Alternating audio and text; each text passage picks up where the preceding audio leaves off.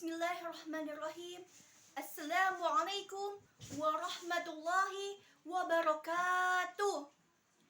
Alhamdulillahirabbil alamin wa bihi nasta'in wa ala umuri dunya waddin wa ala alihi wa ashabihi ajmain.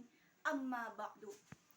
Puji syukur atas rahmat dan hidayahnya yang diberikan Allah Subhanahu wa ta'ala, Tuhan pencipta semua makhluk alam semesta.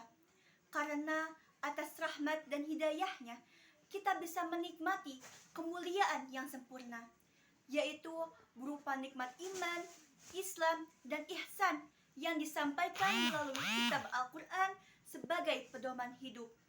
Selain itu, hidayah yang berupa jalan yang terang benderang dan jalan yang lurus.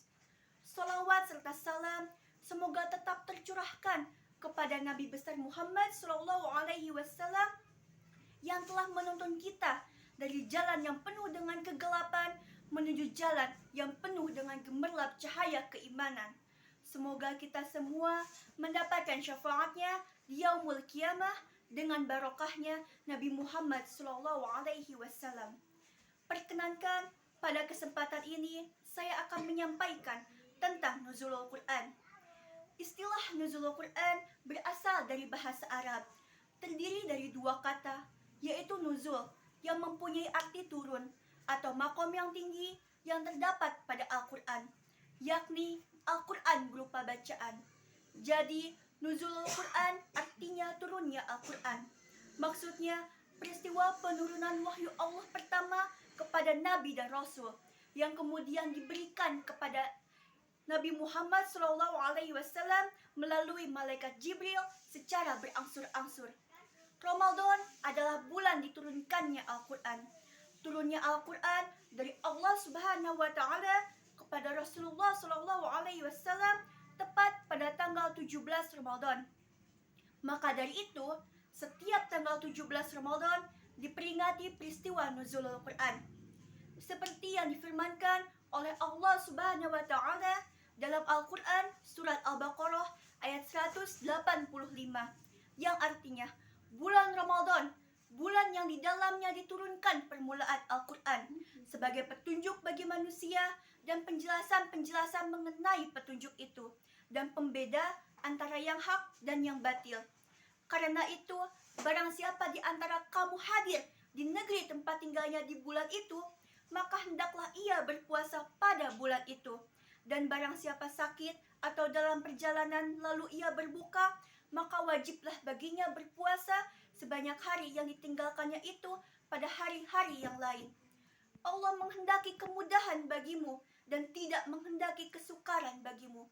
Dan hendaklah kamu mencukupkan bilangannya dan hendaklah kamu mengagungkan Allah atas petunjuknya yang diberikan kepadamu supaya kamu bersyukur. Al-Quran diturunkan berupa lembaran-lembaran atau suhuf yang kemudian diberikan kepada masing-masing nabi yang bersangkutan secara sekaligus dari Baitul Izzah ke langit dunia, yaitu di malam Lailatul Qadar, seperti pada hadis yang diriwayatkan oleh Imam Ahmad Ibnu Hanbal dan Abu Sa'id dari Imran Abul Awam, dari Qatadah, dari Abul Falih, dari Abul Iswa mengatakan, unzilat sufu Ibrahima fi awali lailatin min Ramadana wa unzilatit Tauratu li sitti madaina min Ramadana wal Injilu li salasa asyrata khalat min Ramadana wa anzalallahu al-Quran li arba'i wa ishrina khalat min Ramadana, yang artinya lembaran-lembaran Nabi Ibrahim diturunkan pada permulaan malam Ramadan, dan kitab Taurat diturunkan pada tanggal 6 Ramadan, dan kitab Injil diturunkan pada tanggal 13 Ramadan, sedangkan Al-Quran diturunkan pada tanggal 24 Ramadan. Setelah diturunkan dari Baitul Izzah, diturunkan ke langit dunia secara langsung.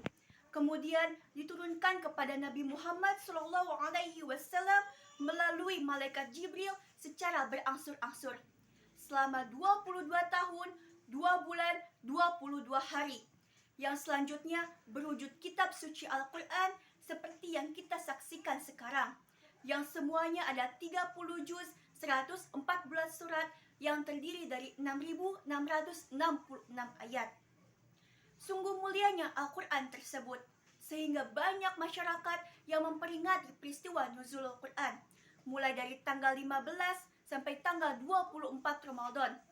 Kegiatan untuk memperingatinya pun bermacam-macam, mulai dari khataman Quran secara sendiri-sendiri maupun kelompok, ataupun menggelar tablik akbar dengan bertemakan nuzulul Quran. Sekian yang dapat saya sampaikan, semoga bermanfaat. Apabila ada tutur kata dan tingkah laku yang kurang berkenan, saya mohon maaf. Wabillahi taufiq wal hidayah. Wassalamualaikum warahmatullahi wabarakatuh.